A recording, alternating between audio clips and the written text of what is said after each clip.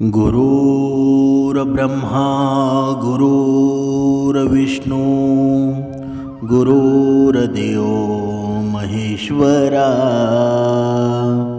सद्गुरु साक्षात परब्रह्मा तस्मै श्री सद्गुरवे नमः। जय जय रघुवीर समर्थ श्रीराम समर्थ। सद्गुरु चरणांना नतमस्तक होऊन आपण या शुभ्र सकाळच्या तेजोमय वातावरणामध्ये सर्वजण उपासना करूनच श्रवणाला बसलेले आहात असं समजून आपण या निरूपणास सुरुवात करूया। मायबाप सज्जनांचं स्वागत आहे। समर्थांनी सांगितलेलं आहे ना, तुमच्या जीवनामध्ये कितीही संकट जरी आलं ना तरीही दत्तगुरूंची ही 5 तत्वे आहेत ना, तुमच्या आयुष्यात निरंतर उपयोगी पडणार आहेत। कितीही प्रॉब्लेम असू द्या, दत्तगुरूंची ही 5 तत्वे आहेत ना, प्रत्येक मनुष्यानं लक्षात ठेवायला हवी। म्हणजे जीवन म्हणजे एक प्रवासच आहे ना, ज्यात सुख क्षणाबरोबर दुःख, अडचणी, संकट, संघर्ष हे सर्व प्रॉब्लेम येतातच ना, परंतु अशा प्रसंगी आपल्याला आधार देतात ते आपली श्रद्धा, संस्कार, आपल्या गुरूंचे मार्गदर्शन। म्हणूनच श्री दत्तगुरू आहेत ना, एक असेच दिव्य मार्गदर्शक आहेत, ज्यांची शिकवण म्हणजे जीवनातील प्रत्येक संकटातून मार्ग काढणारा प्रकाश आहे। पण आपण मात्र जेव्हा आपण उपासनेला बसतो ना, तेव्हा आपल्याला जाणवतं सुद्धा, जेव्हा आपण उपासनेला कधी कधी ब्रह्ममुहूर्तावर उठतो, कधी कधी आपल्याला सूर्य डोक्यावर आल्यावर उठतो, कधी कधी काही माणसांची तर उपासना असते ना, जेवल्यानंतर सुद्धा उपासना करतात। मग तुम्हाला भगवंत पावेल का बरं? प्रत्येक गोष्टीची ही वेळ काळ ठरलेली आहे ना, त्या वेळेमध्येच आपण उपासना करायला हवी। जेव्हा आपण ब्रह्ममुहूर्तावर रोज उठतो ना, तेव्हा उपासनेला बसताना कधी कधी हे अंगावरचे केस आहेत ना बघा, ते उभे राहतात, म्हणजे अंगावर काटा मारतो। मग हे दत्तगुरूंचे आहे ना, हे दत्तगुरूंचे चमत्कार असतात। जणू काही दत्तगुरू आपल्या आसपास आलेले आहेत। मग ही श्रद्धाच असते ना। म्हणून दत्तगुरूंच्या शिकवणीतून जन्माला आलेली ही 5 तत्वे आहेत। ही फक्त आध्यात्मिक गोष्ट नसून ती प्रत्येक सामान्य माणसाच्या जीवनाला दिशा देणारीच तत्वे आहेत ना। चला तर आता आपण ही पाहूया, ही 5 तत्वे नक्की कोणती आहेत आणि ती आपल्या आयुष्यामध्ये कशी उपयोगी पडतात। पहिलं तत्व म्हणजे विश्वास। संकट कितीही मोठी असली तरीही दत्तगुरूंवर विश्वास आहे ना, तो प्रत्येक भक्तानं ठेवायला हवा। म्हणजे विश्वासाचं बळ एवढं मोठं असतं की भलं मोठं संकट जरी आपल्यासमोर आलं ना, बघा जणू काही डोंगर जरी आपल्यावर कोसळलेला असेल तरी सुद्धा आपण डोळे मिटून घ्यावे आणि आपला विश्वास कायम ठेवावा। तुमच्या केसाला सुद्धा धक्का लागणार नाही। म्हणजे हे विश्वासाचं बळ आहे ना, ते संकटावर मात करत असतं। दत्तगुरूंनी सांगितलेलं आहे ना की जेव्हा तुम्ही अडचणीमध्ये असता तेव्हा स्वतःवर विश्वास ठेवा। गुरुवर विश्वास ठेवणं फार महत्त्वाचं आहे। संकट आहे ना, फक्त आपली परीक्षा घेत असतं। जर विश्वास नसेल तर संकट आपल्यावर दुःख निर्माण करत असतं। पण जर आपला भगवंतावर विश्वास असेल ना, सद्गुरू आईवर विश्वास असेल तर तुमच्या केसाला सुद्धा धक्का लागणार नाही। असं का बरं? कारण जेव्हा उपासना, श्रवण या नियमांमध्ये आपण बसतो तेव्हा आपल्या जीवनामध्ये जे काही बघा या वर्षामध्ये संकल्प येतात, त्या संकल्पामध्ये आपण श्रवण केलं, त्या संकल्पामध्ये भगवंताकडे आपण एखादी इच्छा प्रकट केली ना, इच्छा मागणी केली। काही पैशांची इच्छा मागणी करतात, काही म्हणतात माझ्या मुलाला नोकरी लागू दे, म्हणजे अशा वेगवेगळ्या इच्छा असतात। पण बघा, तुम्ही श्रवणामध्ये असाल, उपासनेमध्ये असाल, या नियमांमध्ये बसत असाल तर अनेकांच्या इच्छासुद्धा पूर्ण होतात. म्हणून हा संकल्प प्राप्तीचा दिवस असतो ना, तो खूप आपल्या जीवनामध्ये महत्त्वाचा असतो. म्हणून आपण म्हणतो ना की संकल्प प्राप्ती त्या दिवशी आपल्या जीवनामध्ये श्रवण घडलंच पाहिजे. उपासना ब्रह्ममुहूर्तावर घडणं गरजेचंच आहे. कारण त्या वेळेमध्ये आहे ना भगवंताचं पूर्ण चराचरामध्ये नामस्मरण झालेलं असतं. म्हणजे ती भगवंताची जी विश्वासू क्रिया आहे ना ती जागोजागी निर्माण झालेली असते. बघा आता आपण दुसरं पाहू, संयम. सर्व काही एका क्षणात मिळतं का बरं? नाही ना. म्हणून मनुष्यानं आपलं जीवन जगताना संयम ठेवणं गरजेचं आहे. पण कधीकधी मनुष्य चुकतो कुठे बरं? मनुष्य एवढा आरेरावी करतो की एका क्षणात भक्तिमार्गाला लागतो आणि दुसऱ्या क्षणात त्याला मार्ग मिळत असतो. असं कधी होतं का बरं की इकडे भक्तिमार्ग केला आणि लगेच दुःखातून मी मोकळा झालो? असं होईल का बरं? बघा प्रत्येक गोष्टीला संयम असतो. जो संयम पाळतो ना, जो संयमी आहे त्याच्या जीवनामध्ये दुःखसुद्धा कमी येतं. म्हणून दत्तगुरूंच्या तत्वांमध्ये आहे ना संयमाला फार महत्त्व आहे. म्हणून आयुष्यामध्ये काही गोष्टी वेळ घेतात, त्यासाठी धीर कायम ठेवला पाहिजे. त्यासाठी संयम कायम आवश्यक आहे. म्हणून धावपळ न करता थोडं थांबायला शिका. तुमचा वेळ नक्की येईल. पण मनुष्य मात्र थांबतो का बरं? एकदाचा पळत सुटला ना की पुढे काटे आहेत की काय आहे तो अजिबात बघत नाही. म्हणून पापकर्मातून तो निष्ठत नाही. समर्थांनी सांगितलेलं आहे ना, या जीवनामध्ये एवढे काटे भरलेले आहेत ना, त्या काट्यांवर पाय पडता कामा नये. जरी तुझा पाय पडला नाही ना तरी एवढे मोठे काटे निर्माण झालेले आहेत की तू चांगल्या मार्गावर जरी असशील ना तरीही तुझी शेजारी असेल, तुझा मित्र परिवार असेल, तुला त्या भक्तिमार्गाबद्दल वाईट सांगायला लागतील. तुझ्या मनामध्ये वेगवेगळं काही भरतील. पण अशा गोष्टींमध्ये तू कधी अडकू नकोस. कारण चांगल्या मार्गावर काटे नक्कीच असतात ना, पण ते काटे आपण वेचून फेकून द्यायचे असतात. आणि हे वेचून फेकून कधी देतो बरं? जेव्हा या वैखरीमध्ये प्रेम निर्माण होतं, जेव्हा आपल्या वैखरीमध्ये गोडवा निर्माण होतो, तेव्हा ते शक्य होतं ना. म्हणून मनुष्यानं आपल्या जीवनामध्ये संयम राखणं गरजेचं आहे. आणि जेव्हा संयम असतो ना तेव्हा आपलं जीवनसुद्धा सुखी होतं. आता तिसरं पाहूया, सेवा. म्हणजे निस्वार्थ सेवा म्हणजेच खरी भक्ती आहे ना. दत्तगुरूंचं हे महत्त्वाचं तत्त्व आहे. बघा तुम्ही दत्तगुरूंचा कधी चेहरा पाहिला आहे का बरं? ते रूप पाहिलं आहे का बरं? बघा कधीच भाव त्यांच्या जीवनामध्ये असा दुःखमय तुम्हाला नसलेला दिसेल. सदा हसताणी असेल. हा हसताणी चेहरा आहे ना, दत्तगुरूंचं तुमच्या जीवनामध्ये जर कधी दुःख आलं ना तरी दत्तगुरूंचं जे रूप आहे ना त्या रूपाकडं बघत बसा, त्या चेहऱ्याकडं बघत बसा. तुमचं ताबडतोब 50% दुःख कमी झाल्याशिवाय राहणार नाही.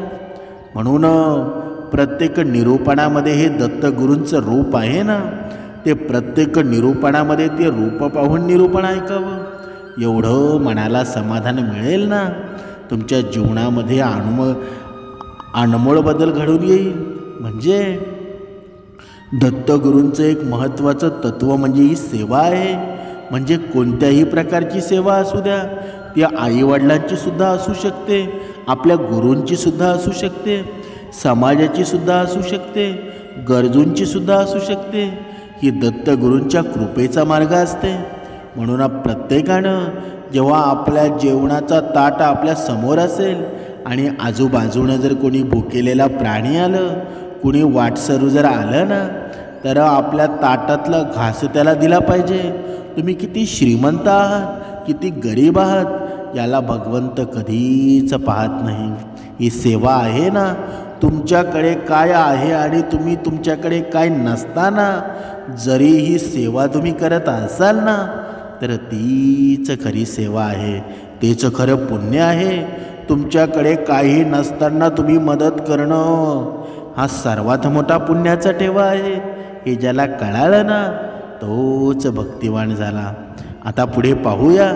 साधना म्हणजे रोजचा थोडा वेळ आहे ना स्वतःसाठी आणि गुरुसाठी राखून ठेवा. साधना म्हणजे ध्यान, साधना म्हणजे उपासना, साधना म्हणजे मंत्रजप, साधना म्हणजे नामस्मरण आणि साधना म्हणजे आत्मचिंतनच आहे ना. पण मनुष्य मात्र करतो का बरं? समर्थांनी प्रत्येक निरूपणामध्ये सांगितलेलं आहे या भक्ती मार्गाचं मूळ आहे ना ते आहे उपासना, ती आहे साधना. कारण जोपर्यंत मनुष्य उपासना करत नाही, उपासनेला श्रेष्ठ मानत नाही, तोपर्यंत मनुष्य आत्मचिंतन कधीच करणार नाही. आणि जो आत्मचिंतन करतो ना त्याला आपोआप सर्व उत्तरं सापडतात. म्हणून आयुष्यामध्ये जीवनामध्ये काय घडून गेलेलं आहे ते कधीही लक्षात ठेवू नका. आपण जेव्हापासून नामस्मरण करायला सुरुवात केली, आपल्याला गुरु सापडला, आपण उपासना करायला सुरुवात केली, तेव्हापासनं आपलं जीवन कसं बदललेलं आहे ना ते मनुष्यानं पाहावं. म्हणजे ही आपल्याला अंतर्मुखच करते ना आणि गुरुशी नातं घट्ट करत असते. यामुळं आपलं मन शांत होतं आणि निर्णय घेण्याचं सामर्थ्यसुद्धा वाढतं. आता पुढे पाहूया समर्पण. बघा, सगळं काही गुरूंच्या चरणी अर्पण करा, पण मनुष्य करतो का तसं? समर्पण म्हणजे तरी काय की हे भगवंता, माझ्या जीवनामध्ये किती दुःख सुख आहे ना ते सर्व तुलाच माहीत आहे आणि माझ्या जीवनामध्ये मी फक्त माझं कर्तव्य करत राहणार आहे. पण ही कर्तव्य तुला आठवून मी करतो आहे. तुला जे काही करायचं आहे ना ते तुमच्या मर्जीने करा, मी फक्त माझं काम करतो. म्हणजे भगवंतावर सर्व काही सोपून करून केलेलं काम असतं ना त्याला समर्पण म्हणतात. म्हणजे समर्पण म्हणजे अहंकार टाकून देणं. दत्तगुरू म्हणतात ना की जेव्हा तुम्ही संपूर्णपणे समर्पण करता तेव्हा गुरु तुमच्या पाठीशी उभे राहतात. म्हणून समर्थ या समर्पणातून खऱ्या अर्थानं कृपा लाभत असते. समर्थांनी सुद्धा सांगितलेलं आहे ना, जीवनात कितीही अडचणी आल्या, कितीही संकट आली, तरीही जर तुम्ही दत्तगुरूंच्या या 5 तत्वांवर ठाम राहिलात तर नक्कीच तुम्हाला मार्ग सापडेल. ही तत्त्व आहेत ना, ही तत्त्व केवळ धार्मिक विचार करत नाही तर ती एक जीवनशैली आहे. आणि या दत्तगुरूंच्या या 5 तत्वांना आहे ना ते प्रत्येक मनुष्यानं जीवनात उतरवायला हवी. संकट तुम्हाला लहान दिसू लागतील आणि तुमची जगण्याची कला आहे ना एवढी पुढे निघून जाईल की तुमच्या जीवनामध्ये आनंदी आनंद घडून येईल, तुमचं जीवन समाधानी होऊन जाईल. समर्थांनी सांगितलेलं आहे ना, ही 5 तत्व आहेत ना तुमच्या आयुष्यामध्ये तुम्हाला कायम सुखी ठेवतील. निराश कधीच तुम्हाला करणार नाही. पण ज्याच्या आयुष्यामध्ये ही 5 तत्व नसणार आहेत त्याचं आयुष्य दुःखांनी भरलेलं राहील. समर्थांनी सांगितलेलं आहे, तुम्हाला तुमच्या घरामध्ये सुख शांती समाधान मिळत नसेल, कोणतंही काम तुमच्या मनासारखं होत नसेल, अडचणी येत असतील, तुम्हाला तुमच्या घरामध्ये मानसिक शांती मिळत नसेल, जर तुम्हाला घरी आनंदी मिळत नसेल ना, तुम्ही नेहमी तणावामध्ये असाल, जरा आजपासून हे काम सुरू करा. म्हणजे प्रत्येकाला आपल्या आयुष्यामध्ये विकास, समृद्धी, आरोग्य हे तीन गुण हवे असतातच ना. म्हणून आपल्या सर्व प्रयत्नांना न जुमानता कधी कधी आपल्याला दुःखांना, संकटांना तोंड द्यावं लागतं. याचं कारण आहे ना, कधी कधी आपल्या घरामध्ये अशा वास्तू असतात ना की या वास्तुशास्त्रानुसार या घरात ठेवलेल्या वस्तूंची जागा आहे ना ती बदलून तुम्हाला फायदा होऊ शकतो. म्हणजे घरात आणि तुमच्या आयुष्यामध्ये सकारात्मकता आणण्यासाठी वास्तुशास्त्रसुद्धा खूप महत्त्वाचं असतं. म्हणजे घरामध्ये सुख आणि समृद्धीसाठी कोणत्या वस्तू टिप्स अवलंबल्या पाहिजेत ना ते सुद्धा आपण जाणून घेणार आहोत. समर्थांनी सांगितलेलं आहे, पहिली गोष्ट म्हणजे आनंद येतो आणि समस्या दूर होतात. म्हणजे 2 वास्तू आहेत ना त्या सकाळी उठल्यानंतर तुम्ही सर्वात आधी तुमच्या मुख्य दरवाजा स्वच्छ करा, त्या दरवाजाला सजवा. यामुळे देवी लक्ष्मीचा आशीर्वाद आहे ना, तो तुमच्यावर नेहमीच राहील. घरात सुख समृद्धी येईल, यासोबतच घरात सकारात्मकता देखील येईल ना. आणि घरामध्ये ही ही ब्रह्ममुहूर्ताची जी ऊर्जा आहे ना, ती सुद्धा प्रवेश करेल. बघा, तुम्ही एक विचार करा, जोपर्यंत तुम्ही विचार करत नाही ना, तोपर्यंत या प्रश्नांची उत्तरंसुद्धा मिळणार नाही. जेव्हा आपण एखाद्या ठिकाणी चाललोय, पण त्या एखाद्या ठिकाणी ते अंतर खूप जवळ आहे, पण त्या जवळच्या अंतरावर एवढे काटे पडलेले आहेत ना, की आपण चप्पल घालूनसुद्धा ते काटे आपल्याला टोचतात. पण दुसरा मार्ग आहे ना, तो बघा डबलनी लांब आहे, भरपूर दूर आहे, पण तो मार्ग एवढा स्वच्छ आहे ना, की आपण जर चालत चालत गेलो ना, तरी जवळच्या अंतरापेक्षा तिकडे लवकर पोचू. मग तुम्ही कोणत्या मार्गावर चालाल बरं? जवळच्या मार्गावर चालाल की त्या लांबच्या मार्गावर चालाल? जर प्रत्येकानं ठरवलं ना, तर लांबचा मार्ग तो स्वीकारेल, कारण तिथे काटे नाही आहेत ना. म्हणून आपलं जीवनसुद्धा तसं आहे. समर्थांनी सांगितलेलं आहे, जर दत्तगुरूंची जर कृपा आपल्यावर बरसावी तुम्हाला वाटत असेल, तर मनुष्याने उपासनेमध्ये राहायला हवं.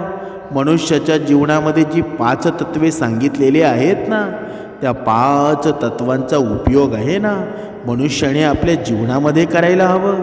पण जेव्हा ही 5 तत्वांचा उपयोग जो मनुष्य करतो ना, त्याला जवळच्या रस्त्यातील काटे आपोआप दूर होतात आणि त्याचा जीवनाचा प्रवास सुखी होतो.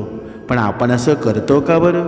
तुम्हाला उपासना रोज करता येत नाही, तरीसुद्धा दर श्रवणामध्ये, दर निरूपणामध्ये समर्थ सांगत असतात की हे मनुष्या, तू उपासना कर, तुला प्रश्न मांडायला वेळच मिळणार नाही. तुझं दुःख आहे ना, कुठे तू विसरून जाशील ना, तुला कळणार सुद्धा नाही. म्हणून समर्थांनी सांगितलेलं आहे ना, ज्यावेळी लक्ष्मी आपल्या घरामध्ये येते ना, बघा भगवंत आपल्या घरामध्ये 2 वेळा येत असतात. एक ब्रह्ममुहूर्तावर येतात आणि दुसरं म्हणजे संध्याकाळच्या वेळेमध्ये येतात. संध्याकाळच्या वेळेमध्ये येते ती म्हणजे लक्ष्मी आणि ब्रह्ममुहूर्तावर येतो तो म्हणजे माझा भगवंत. पण जर तुम्ही संध्याकाळच्या वेळेमध्ये लक्ष्मी येत असेल, तर मग तुम्ही भगवंताला विसरून जाल का बरं? आजचा हा कलियुगातला तरुण आहे ना, तो फक्त लक्ष्मीकडे लक्ष देतो, पण लक्ष्मी कुणामुळं येते हे मात्र तो विसरून जातो. तुमच्या जीवनामध्ये नुसती लक्ष्मी चालेल का बरं तुम्हाला? कारण ज्याच्या जीवनामध्ये नुसती लक्ष्मीच असते ना, त्याच्या जीवनामध्ये सुख असतं का बरं? ज्या लक्ष्मीनं सुख निर्माण होत नसेल, ती लक्ष्मी काही कामाची आहे का बरं? नाही ना. समर्थांनी सांगितलेलं आहे, नारायणासोबतच लक्ष्मी शोभते ना. जर नारायणच नसेल, जर माझा भगवंतच नसेल, तर त्या लक्ष्मीचा काही उपयोग आहे का? नाही ना. म्हणूनच समर्थांनी सांगितलेलंच आहे ना, की जर आपल्या घरामध्ये भगवंत यावंसं वाटत असेल, तर सकाळी सकाळी आपल्या घराचा मुख्य दरवाजा आहे ना, तो स्वच्छ सुंदर असायला हवा. रांगोळी काढायला हवी. दरवाजासमोर फुलं असायला हवी. पण आपला हा दरवाजा सजवलेला असतो का बरं? कधीतरी या गोष्टीचा आहे ना, स्वतःहून तुम्ही अभ्यास करायला हवा. म्हणजे सोबतच ही सकारात्मक ऊर्जा आहे ना, जर तुमचा दरवाजा स्वच्छ असेल, तर भगवंतसुद्धा यायला संकोच करत नाही. आणि ते ऊर्जा आहे ना, ती सुद्धा आपल्या घरामध्ये प्रवेश करते. म्हणजे या 3 वास्तूत आहे ना, घराचा मुख्य दरवाजा आहे, तो ऊर्जेचा स्तोत्र मानला जातो, असं मानलं जातं. म्हणून घरात सकारात्मक ऊर्जा आणण्यासाठी मुख्य दरवाजावर पिठाची रांगोळी किंवा रंगाची छोटी रांगोळी काढा. यामुळे देवी लक्ष्मी घरात सुद्धा येते ना, सकारात्मक ऊर्जा देखील घरात प्रवेश करते. जर तुम्ही सकाळी उठून रांगोळी काढू शकत नसाल, तर तुमच्या घराच्या प्रवेशद्वारावर सिंदूर किंवा कुंकू लावून ओम आणि शुभ लाभ लिहा. यामुळे तुमच्या घरामध्ये आहे ना कधीही कोणताही आजार प्रवेश करणार नाही. नकारात्मक ऊर्जा देखील तुमच्या घरातून निघून जाईल. 4 असं मानलं जातं ना की तुम्ही जेवायला बसता जेव्हा त्याआधी तुम्ही 5 लोकांना खायला द्यावं, जेणेकरून तुमच्या घरामध्ये कधीही पैशाची कमतरता भासू नये. पण समर्थांनी आपल्याला काय सांगितलेलं आहे बरं, की तुम्ही दररोज अन्नदान कोणाला केलं नाही तरी चालेल, पण एखाद्या वेळी मगाशी सांगितल्याप्रमाणे जर तुम्ही जेवायला बसलेले आहात, पाणी पित आहात, तर तहानलेल्याला पाणी द्यायला हवं, भुकेलेल्याला अन्न द्यायला हवं. तीच खरी ईश्वर सेवा आहे. म्हणून ही ईश्वर सेवा आहे ना ती आपल्या हातून रोजच्या रोज व्हायला हवी. अन्न शिजवताना आहे ना पहिली भाकरी गायीसाठी ठेवावी, 1 भाकरी कुत्र्यासाठी ठेवावी, माशांना पीठ खायला द्यावं, पक्ष्यांना धान्य खायला द्यावं, मुंग्यांना साखर आणि पीठ खायला द्यावी. जर या गोष्टी तुमच्या हातून जर घडत असतील ना तर तुमचं सुख कोणीही रोखू शकणार नाही. कारण हे शास्त्रामध्ये सुद्धा नमूद केलेलं आहे. जर तुमच्या हातून गाईला भाकरी खायला दिली, कुत्र्याला माशांना जर खायला दिलं ना, पक्ष्यांना तुम्ही खायला दिलं, तर तुमच्या जीवनामध्ये आहे ना साक्षात्कार नक्कीच घडणार आहे.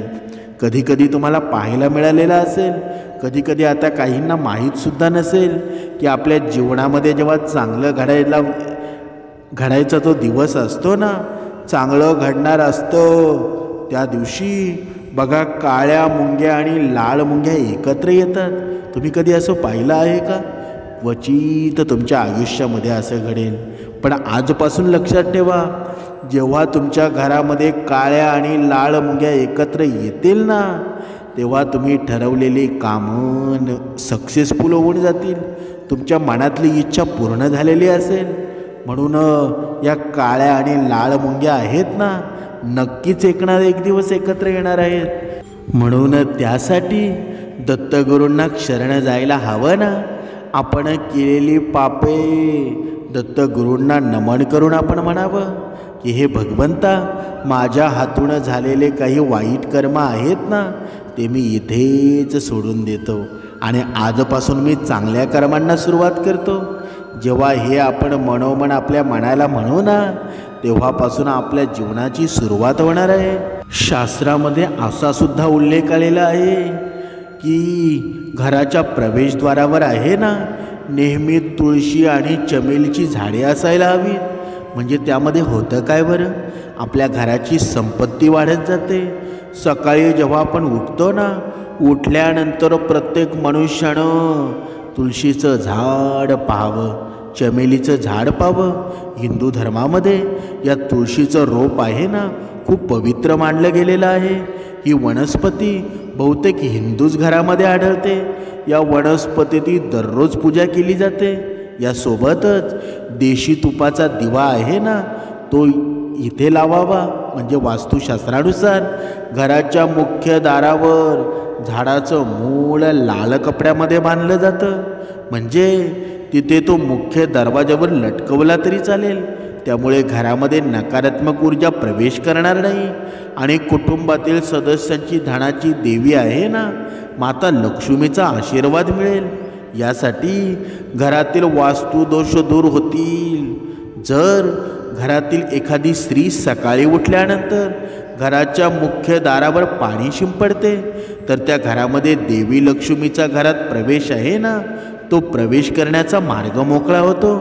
जर तुम्हाला तुमच्या घरामध्ये सुखशांती हवी असेल तर प्रत्येक अमावस्येच्या दिवशी घर पूर्णपणे स्वच्छ करा. घरात निरुपयोगी वस्तू ठेवू नका. जर तुम्हाला घरात शांती आणि आनंद हवा असेल ना, आनंद टिकवून ठेवण्यासाठी सकाळ संध्याकाळी प्रार्थना कक्षामध्ये मुख्य प्रवेशद्वारावर दिवा लावा. सकाळ संध्याकाळी घरी मंदिरामध्ये पूजा करा. समर्थांनी आपल्याला सांगितलेलं आहे ना, प्रत्येकाच्या मनात प्रवेश करणं हे शक्य नसेल, पण प्रत्येकाच्या मनाचा दरवाजा आपण उघडू शकतो ना. तो कसा बरं? फक्त आपल्याकडे माणुसकी असली पाहिजे. जर आपल्याकडे माणुसकी नसेल ना, तर कुणाच्या मनात आपण प्रवेश करू शकणार नाही, कुणाच्या मनामध्ये आपल्याला जागा मिळणार नाही. पण आपल्याकडे माणुसकी असेल, आपल्याकडे श्रद्धा असेल, विश्वास असेल, तर आपल्याला बघा मित्रपरिवार आहे ना, नातेवाईक मंडळी आहे, ती आपोआप आपली होऊन जातात. पण आपल्याकडे नम्रता असायला हवी. दत्तगुरूंनी सांगितल्याप्रमाणे ही 5 तत्वे जर तुमच्याकडे असतील ना, तुम्हाला देवसुद्धा जवळ करून घेईल. आणि तुम्ही या समाजामध्ये वावरत असलेली माणसं आहेत ना, तीसुद्धा तुमच्या जवळ येतील. आता इथे प्रश्न राहिला की काही माणसं म्हणत असतात की मी एवढा चांगला वागतो, पण मला समाजामध्ये किंमतच नाही. चांगलं वागणं माझ्यासाठी वाईट आहे का? पण समर्थांनी सांगितलेलं आहे, मनुष्यानं चांगलं वागणं कधीच सोडू नये. जर दुसरा चुकत असेल ना, तर तो चुकतो म्हणून आपण चुकायचं का? आपण वाईट मार्ग स्वीकारायचा का? त्यातून होतं काय? आपण वाईट मार्ग का स्वीकारतो बरं?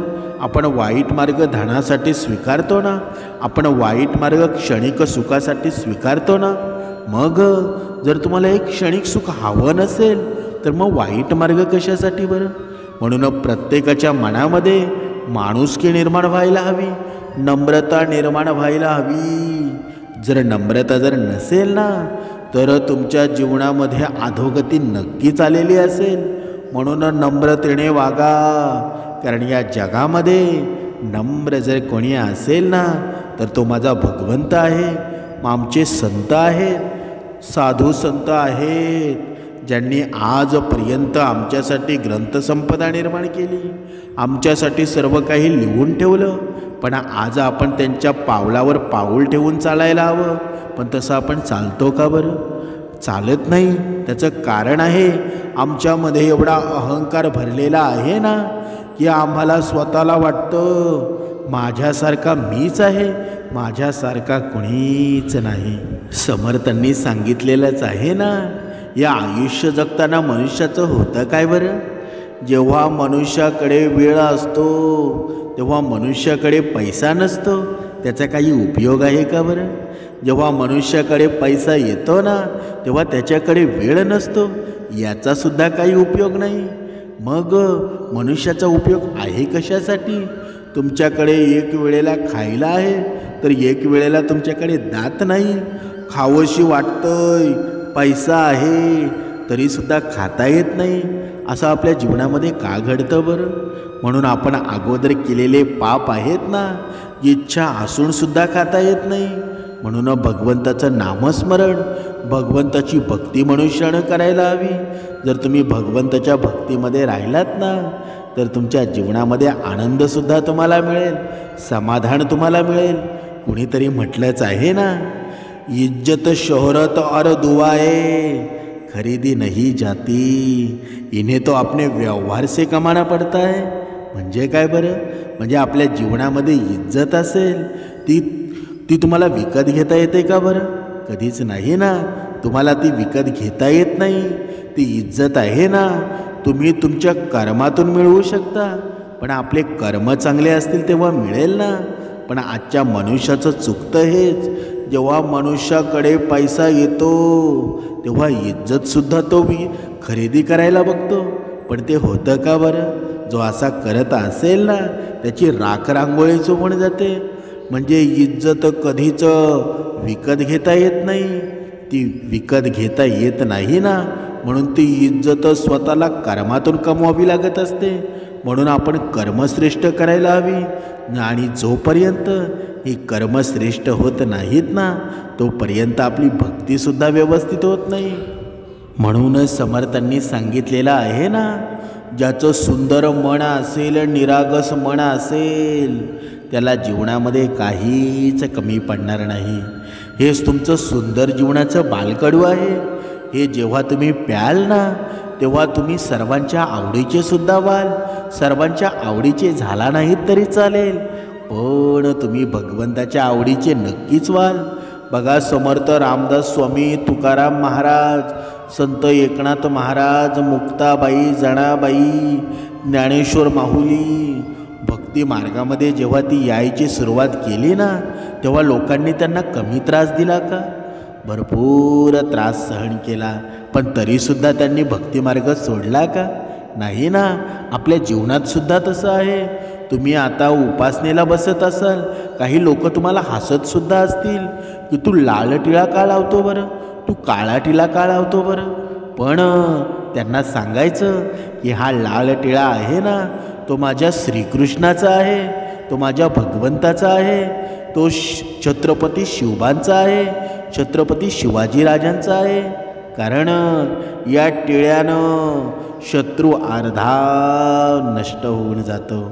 हा टिळा जो बघतो ना, या टिळ्याचं एवढं सामर्थ्य आहे की आपल्यावर येणारी संकटं आहेत ना, ती अर्ध्या बाजूने नाहीशी होऊन जातात. म्हणून प्रत्येकानं हा टिळा लावायला हवा. हा तिलक आहे ना, मनुष्याच्या जीवनामध्ये संपूर्ण ऊर्जा खेचून घेत असतो. म्हणून ही ऊर्जा आहे ना, आपल्या मनामध्ये सामावली जाते. म्हणून प्रत्येकाने तिलक लावावा. तुमच्या जीवनामध्ये आनंदी आनंद निर्माण होईल. अजूनही वेळ गेलेली नाही. उपासना रोज करा, श्रवण रोज करा, नियमांमध्ये राहा. तुमच्या जीवनाचं कल्याणच होणार आहे. जय जय रघुवीर समर्थ.